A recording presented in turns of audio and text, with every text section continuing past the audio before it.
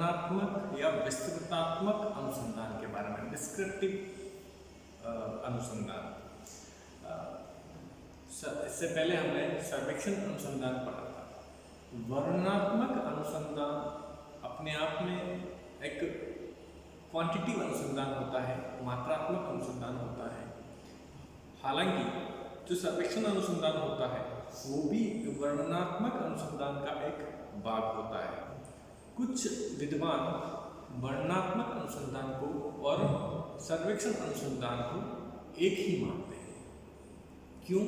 क्योंकि दोनों के जो उद्देश्य हैं वो एक ही है, जो सामाजिक समस्याओं से जुड़े हुए हैं, जो समाज की जो वर्तमान घटनाएं हैं उनसे जुड़े हुए अनुसंधान है। अब सर्वेक्षण अनुसंधान वैसे देखा जाए तो जो डिस्क्रिप्टिव अनुसंधान है, जो वर्णनात्मक अनुसंधान है, उसका एक भाग है, उसका एक प्रकार है। अब सर्वेक्षण में हम आंकड़ों के ऊपर आधारित रहते हैं, आंकड़ों के भरोसे रहते हैं, जबकि वर्णनात्मक अनुसंधान में हम आंकड़ों का अध्ययन करते हैं और आंकड़ा जो होते हैं आंकड़े, उनको कलेक्शन की तुलना में उनका वर्णन करते हैं और फिर उनमें तुलना करते हैं। तो जो वर्णनात्मक अनुसंधान होता है वो वर्तमान की जो स्थितियां हैं, जो वर्तमान की जो प्रणालियां हैं, वर्तमान की जो प्रवृत्तियां हैं, उनके बारे में अध्ययन है। अब जैसे कार्य कारण, अभी कोई घटनाएं होती हैं तो क्यों हुई है, सहसंबंध, एक घटना का दूसरी घटना के साथ में संबंध, या फिर किसी व्यक्ति विशेष पर व्यक्तिगत अध्ययन करना, जिसे कि हम केस स्टडीज बोलते हैं। तो तीनों प्रक्रियाएं इस वर्णनात्मक अनुसंधान में होती है। वर्णनात्मक अनुसंधान पूरी तरीके से वर्तमान की घटनाओं के ऊपर आधारित होता है। यह ऐतिहासिक अनुसंधान के बिल्कुल विपरीत होता है। ऐतिहासिक अनुसंधान इतिहास के संबंधित घटनाओं का वर्तमान के परिप्रेक्ष्य में वर्णन होता है, और वर्णनात्मक अनुसंधान वर्तमान की जो समस्याएं हैं, वर्तमान की जो घटनाएं हैं, कार्य कारण है, सह संबंध है और प्रवृत्तियां हैं, इनके ऊपर अध्ययन होता है। वर्णनात्मक अध्ययन का जो सामाजिक विज्ञान में इसकी विधियों का उपयोग किया जाता है।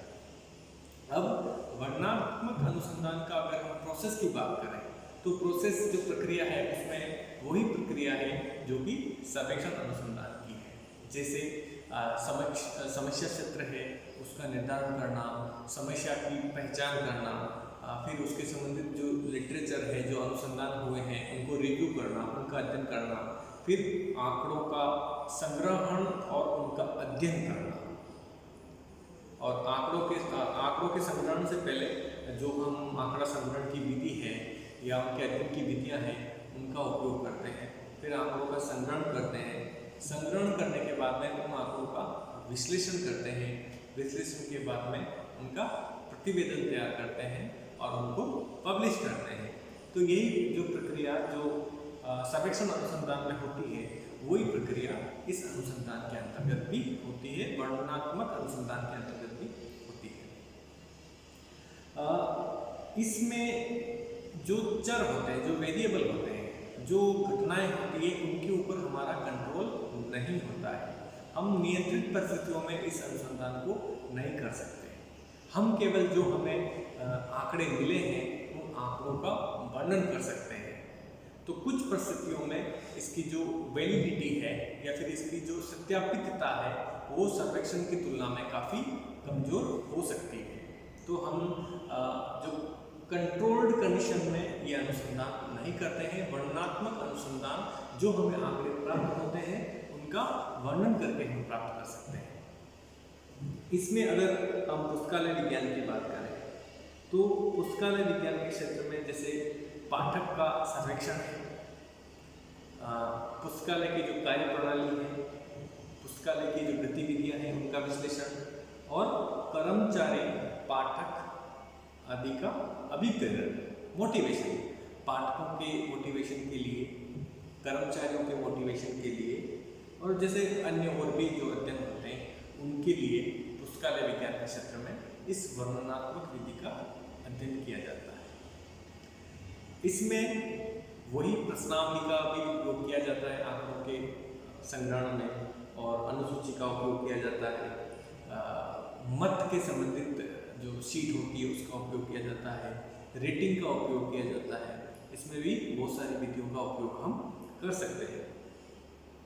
इस विधि में हम आगमन और निर्गमन विधि के द्वारा सामान्यीकरण की तरफ पहुंचते हैं। हम सरल से कठिन की तरफ जाके हम सामान्यीकरण कर सकते हैं, कठिन से सरल की तरफ हम जाके सामान्यीकरण कर सकते हैं, उस घटना को जनरलाइज कर सकते हैं। अब इसके जो हम मुख्य जो 3 बातें हैं इसकी, तो जैसे सहसंबंध की बात करें, केस स्टडी यानी व्यक्तिगत विवरण की बात करें, या फिर तुलनात्मक अध्ययन की बात करें, या फिर कारण क्रिया कारण की बात करें।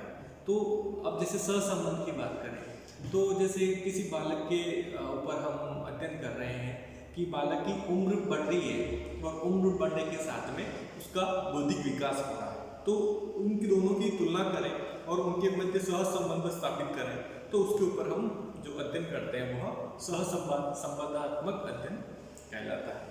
अब जैसे कार्य कारण संबंध, कार्य कारण संबंध मतलब किसी कार्य को करने जो स्थिति उत्पन्न हो रही है उसके क्या कारण रहे होंगे। जैसे कोई व्यक्ति है, वो आदतें खराब हो जाती है, तो उसके क्या कारण रहे होंगे, और उन कारण से उसकी जो आदतें वो खराब हुई होंगी। तो कार्य और कारण इनके बीच में अध्ययन किया जाता है, तुलनात्मक अध्ययन किया जाता है। या फिर जैसे केस स्टडी, व्यक्तिगत अध्ययन करना, केस स्टडी बोलते हैं जिसको, तो वो पर्टिकुलर किसी बच्चे के ऊपर, किसी व्यक्ति के ऊपर, किसी पाठक के ऊपर, किसी कर्मचारी के ऊपर अध्ययन किया जाता है। उसकी जो कार्य करने की प्रक्रिया है, जो ऑब्जर्वेशन की प्रक्रिया है, उसकी जो दैनिक चर्या है, उसके बारे में अध्ययन किया जाता है।